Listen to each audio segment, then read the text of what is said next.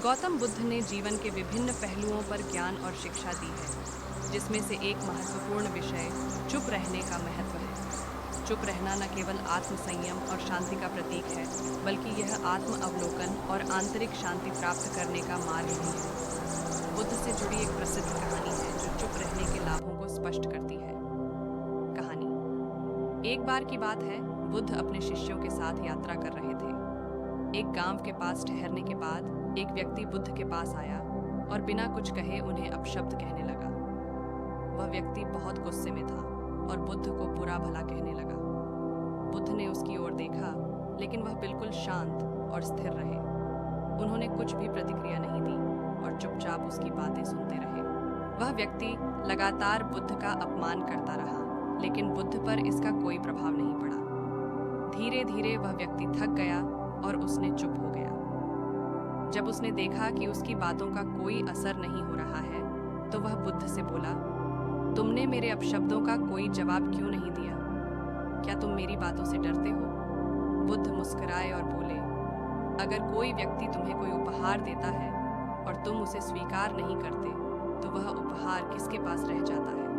उस व्यक्ति ने उत्तर दिया, अगर कोई उपहार स्वीकार नहीं करता, तो वह उपहार देने वाले के पास ही रह जाता है। बुद्ध ने कहा, ठीक उसी प्रकार तुमने मुझे जो अपशब्द दिए हैं, मैंने उन्हें स्वीकार नहीं किया, इसलिए वे अपशब्द तुम्हारे पास ही रह गए। मुझे गुस्सा नहीं आया, क्योंकि मैंने तुम्हारी नकारात्मकता को ग्रहण नहीं किया। यह सुनकर उस व्यक्ति को अपनी गलती का एहसास हुआ और उसने बुद्ध से माफी मांगी। वह समझ गया कि बुद्ध का चुप रहना उनके आत्म संयम और आंतरिक शांति का प्रतीक है। कहानी से शिक्षा: इस कहानी से हमें यह सीखने को मिलता है कि चुप रहना एक महान गुण है।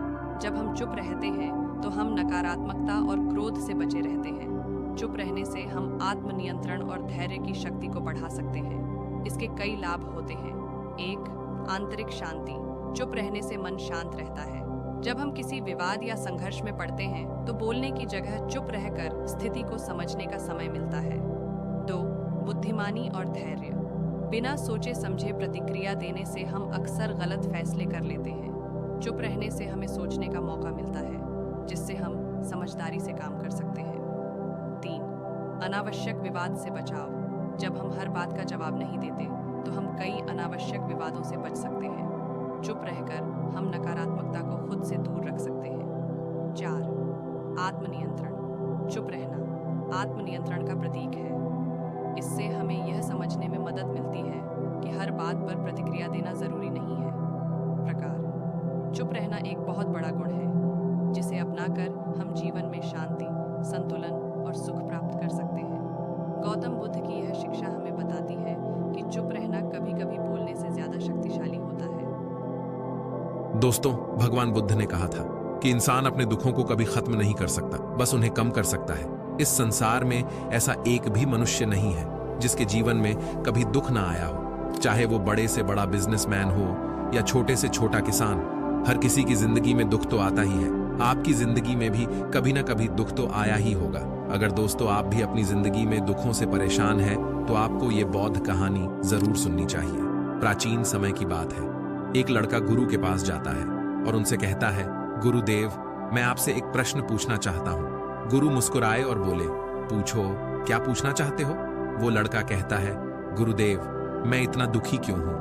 मैं जीवन में आने वाली छोटी छोटी परेशानियों से बहुत दुखी हो जाता हूँ। तब गुरु कहते हैं, कहाँ पर है तुम्हारा दुख? मुझे तो दिखाई नहीं दे रहा। तो वह लड़का कहता है, गुरुदेव, मैं हर समय बहुत परेशान रहता हूँ। मुझे जीवन जीने में कोई रस ही नहीं आता, जीवन का कोई सार ही नजर नहीं आता है। तब गुरु बोले, पहले तुम मुझे ये बताओ कि तुम्हारा दुख कहां पर है? वह लड़का कहता है, मेरे भीतर है गुरुदेव। तब गुरु बोले, अच्छा अब ये बताओ, तुम्हारे दुख का कारण क्या है? वह लड़का कहता है, कारण ही तो जानने आया हूं आपके पास, और आप मुझसे ही पूछ रहे हैं कि मेरे दुख का कारण क्या है। गुरु कहते हैं, जब दुख तुम्हारा है तो कारण मैं कैसे बता सकता हूं? वो लड़का थोड़ा चौंकता है और कहता है, गुरुदेव, आप तो अंतर्यामी हैं, आप तो देखकर बता ही सकते हैं कि मेरे दुख का कारण क्या है। गुरु मुस्कुराते हैं और कहते हैं, बस यही एक गलती तुम अपने जीवन के अंदर कर रहे हो। तुम किसी और के भरोसे बैठे हुए हो कि कोई आएगा और मेरी समस्याओं का समाधान कर देगा। अगर तुम्हें लगता है कि मैं तुम्हारी समस्याओं को खत्म कर सकता हूं, तो तुम बिल्कुल गलत सोच रहे हो। मैं बिल्कुल तुम्हारे ही जैसा हूं। बस मेरे भीतर कोई प्रश्न या कोई उलझन नहीं है। जब तुम्हारे भीतर के प्रश्न खत्म हो जाएंगे, तुम्हारे भीतर की उलझन खत्म हो जाएगी, तो तुम्हें भी किसी महात्मा के पास जाकर ये पूछने की जरूरत नहीं होगी कि मैं दुखी क्यों हूं। गुरु कहते हैं, क्या तुम पुष्प को जानते हो?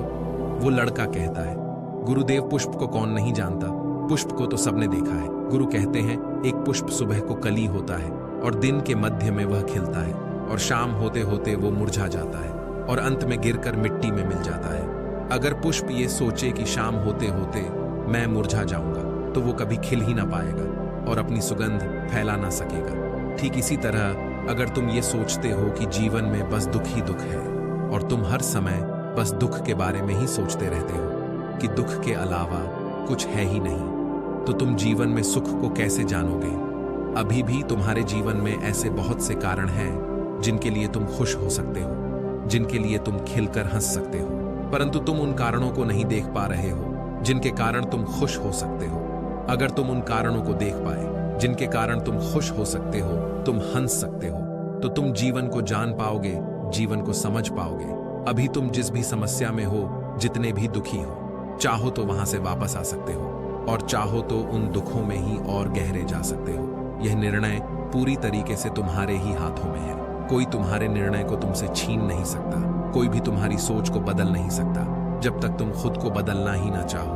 मैं केवल तुम्हें रास्ता बता सकता हूं। उस रास्ते पर चलना या ना चलना पूरी तरीके से तुम्हारे ही हाथों में है।